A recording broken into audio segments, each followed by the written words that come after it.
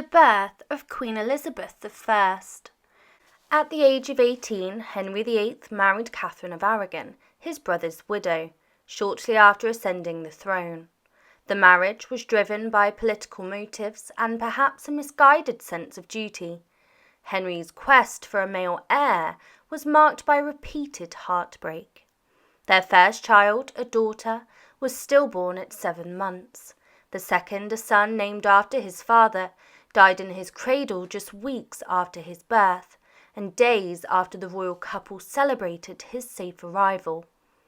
By 1518, after 7 pregnancies and 9 years, Catherine's body was exhausted, and her final child was laid to rest. She would bear no more children, a fact made all the more certain by Henry's decision to stop sharing her bed. In fact, by 1516, Henry had already begun to question the legitimacy of his marriage. It was not long after Henry began his affair with Anne Boleyn that she became pregnant. Henry, declaring his marriage to Catherine invalid, secretly married Anne in a quiet mourning ceremony. Anne, a dark-haired woman with a delicate neck, one day to be the easy target of a French executioner's blade, was 5 months pregnant when she was crowned Queen of England. As her due date approached, the king, assured by soothsayers, believed without doubt that the child would be a son that he and England so desperately desired. On the afternoon of the 7th of September 1533, in a lavish bed that once had been part of a French prince's ransom, a strong baby girl entered the world, born to Anne Boleyn and Henry VIII. Much to their shared disappointment. Few children have entered life with such heavy hearts on the part of their parents. She was conceived as her father's once fiery love for her mother had begun to wane, a love that had driven him to upheave his kingdom just to secure her arrival. So the actual birth of Elizabeth I, what was it like for Anne Boleyn? The experience must have been utterly stifling for Anne Boleyn. On the 26th of August, 1533, she entered confinement, as was customary for royal women, shutting herself away from the world until after her baby's birth. Anne, with her ladies-in-waiting by her side, ceremoniously walked to her chamber, sipped a spiced wine, and then crossed the threshold. The door was closed behind them, sealing the room to men until the new heir arrived. Anne had no choice but to submit to centuries-old protocols from royal childbirth, laid out by Margaret Beaufort, the king's grandmother. These guidelines dictated every detail, right down to the colour of the bedspread's fringe. The restrictions were meticulously outlined in a manual that Margaret wrote for the birth of Elizabeth of York's child. The room where Anne stayed was cloaked in heavy tapestries, covering not only the walls but the ceiling too, and layers of thick rugs covered the floors. All the tapestries depicted pleasant imagery, as it was believed that anything disturbing or ugly could cause a newborn to be deformed. Every window was tightly covered to keep out bad air, except for one tapestry left slightly ajar for Anne to lift when she wished for light. Even the keyhole was sealed to protect against harmful air. Anne followed these guidelines strictly. As queen, any deviation could invite blame should complications arise.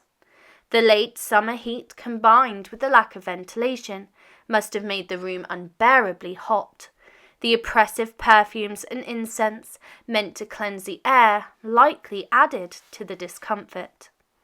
To pass the time, Anne and her ladies-in-waiting played cards, embroidered and read, but boredom was inevitable.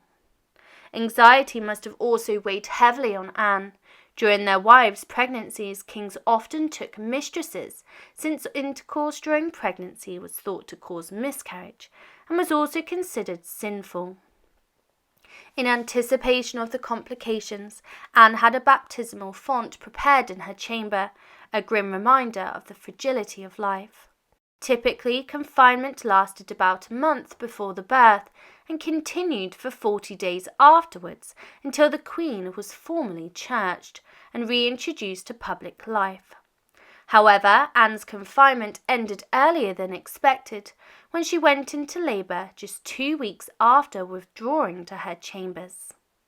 The birth proceeded smoothly, with Anne's attendants witnessing the event, as was customary in royal households. Labour was a public affair, and although there were no pain reliefs at the time, noble women relied on relics for comfort. By Anne's time, many of these had been condemned as frauds, so her ladies could only offer prayers and distracting stories to ease her pain.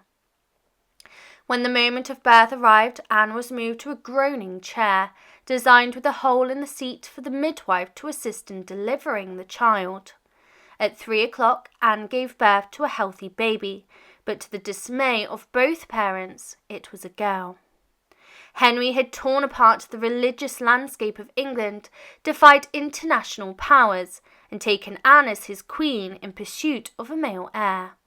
He had even prepared birth announcements for his long-anticipated son, leaving the date blank for later incitation. The birth was undoubtedly a letdown for Henry. He had been so confident in his fortunes that he had consulted soothsayers who predicted a male heir, and later he would blame these false prophecies for luring him into marriage. Yet, despite the disappointment, he maintained a composed facade. The child was healthy, and there was always hope for the next one. They named the girl Elizabeth after both of their grandmothers. The grand celebrations that had been planned were cancelled, and the birth announcements were subtly amended, turning prince into princess, an acceptable spelling of princess at the time. The tiny alteration may have made the outcome feel more like a disappointment than a celebration. Anne was settled into a luxurious bed, draped in cloth of gold and ermine, where she would receive visitors and congratulations from the court. She remained in seclusion, as tradition required, until she was formally churched, and 3 days later Elizabeth was christened, but neither Henry or Anne attended the ceremony. Instead, the Dowager Duchess of Norfolk, Agnes Tilney, carried the baby in a stately procession to the chapel at Greenwich Palace. Elizabeth, dressed in a stunning embroidered gown made by Anne herself, was received into the church. Legend claimed that this gown still survives today at Sudley Castle. A wet nurse was carefully selected for the infant, as Anne likely wanted to become pregnant again as soon as possible, and breastfeeding could hinder fertility. Although there's a tale that Anne wished to nurse Elizabeth herself, it's likely a myth. The choice of a wet nurse was a delicate matter. She had to be virtuous, as it was believed that her moral qualities would be transferred through the milk, and ideally she had borne a son herself, since milk produced for boys was considered superior. Elizabeth was soon sent off to her own household in the countryside, attended by hundreds of servants befitting her royal status. Despite the distance, Anne kept a close eye on her daughter, sending her fine gowns and writing regularly to inquire about her well-being. Anne's affection for Elizabeth was notably strong, more so than it was for typical royal mothers at the time.